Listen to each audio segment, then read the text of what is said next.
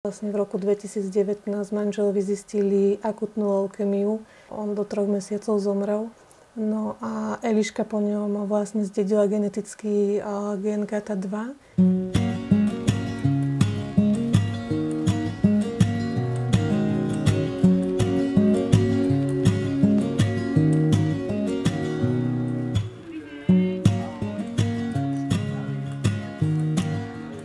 Povedzte nám, čo sa udialo, aký je váš životný príbeh? Vlastne tak náš príbeh začal, keď som spoznala Daniela. V roku 2016 sme sa zobrali, mali sme svadbu a potom vlastne aj v tom istom roku sa narodila Eliška. Mali sme vlastne taký krásny život, všetko bolo v poriadku. No a potom vlastne v roku 2019 manželovi zistili akutnú leukemiu, kedy to vlastne bol veľmi rýchly spad, on do 3 mesiacov zomrel. No a Eliška po ňom vlastne zdedila genetický gen GATA2, ktorý teda zistili až v roku 23. 23. No a vlastne vtedy sa začal taký rád úplne vyšetrení, chodili sme veľa po nemocnici. Eliške teda plánovali výmenu kostnej drene, aby predišli k tomu, aby Eliška nedostala leukemiu ako Daniel. Tak teda v Bratislave rozhodli, že výmena kostnej drene bude. Eliške celkom rýchlo našli vhodnú dárkyňu z Nemecka. A vlastne tento rok, 19. januára, Eliške kostnú dreň vymenili. Boli sme v nemocnici nejaké 2 mesiace. Musela sa tam zažiť veľmi veľa, no. Ale teraz vlastne výsledky a prognozy sú celkom dobré. Eliška sa celkom má fajn. Výsledky sú celkom fajn tiež, takže sa tešíme, že to všetko tak dobre dopadlo. Skúste nám povedať, ako prebieha váš bežný deň. No náš bežný deň, keďže Eliška ešte nemôže chodiť do školy, lebo ešte má slabú imunitu. Čiže študuje z domu? Áno, študuje z domu, učíme sa do obeda online, ale vidia aspoň svojich spolužiakov, vlastne všetko ide cez počítač, cez kameru.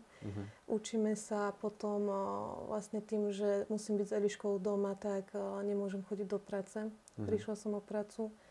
A potom sa zase učíme, zase na druhý deň úlohy píšeme a tak trošku sa pohráme v šageli. No a tak toto ide stále dokola. A skúste nám ešte povedať, aké výzvy ste vlastne prekonali vo svojom živote?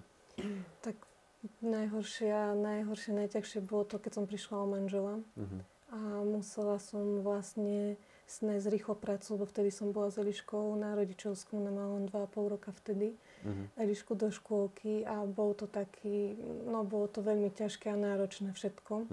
Aj pre Elišku, aj pre mňa. No a potom vlastne mne zistili ešte aj cukrovku zo stresov a zo toho všetkého. Dostala som cukrovku, tak to bol ďalší taký boj zase so mnou. No a nakoniec ešte s Eliškou, keď teda zistili ten gen, že ho v sebe má a musíme meniť kostnú dreň, tak to bolo veľmi náročné a ťažké. Celkovo tá výmena a to v tej nemocnici bolo veľmi náročné na psychiku, celé to bolo vidieť vlastne dieťa, ako musí trpieť, je veľmi ťažké. Čo vás motivuje vlastne pokračovať ďalej? No, Eliška. V prvom rade to je Eliška. A vďaka Eliške všetko zvládam a nejako to ide. A potom rodina, priatelia. A s Božou pomocou to všetko zvládame nejako. No jasné. A skúste nám ešte teda na záver povedať, čo plánujete, alebo teda ako plánujete využiť vlastne finančnú pomoc od nás? Tak finančnú pomoc od vás by sme určite využili na Eliškine lieky, vitamíny, na rôzne také veci, ktoré ona potrebuje. A celkovo aj na chod domácnosti tým, že nemám prácu. A na takéto a určite si niečo aj odložíme, aby sme mali nejakú rezervu a mohli nejak spokojne žiť. No jasné. Super.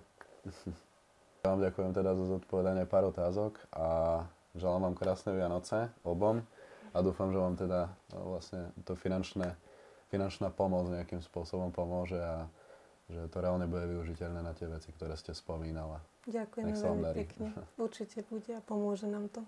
Tak na záver teda ja tu mám ešte niečo pre teba. Páči sa? Ďakujem. To je tvoje.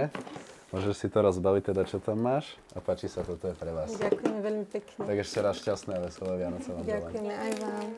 To sa ti hodí do rúžovej izbičky však? Pozri, Frozen. No. No krásne. A máš rada Lego? A máš aj nejaké? Jasné. Áno? Ježišmária. Aj tu, aj Tak tu budeš mať ďalšiu skladačku, budeš mať pre maminu ozdobu do obývačky.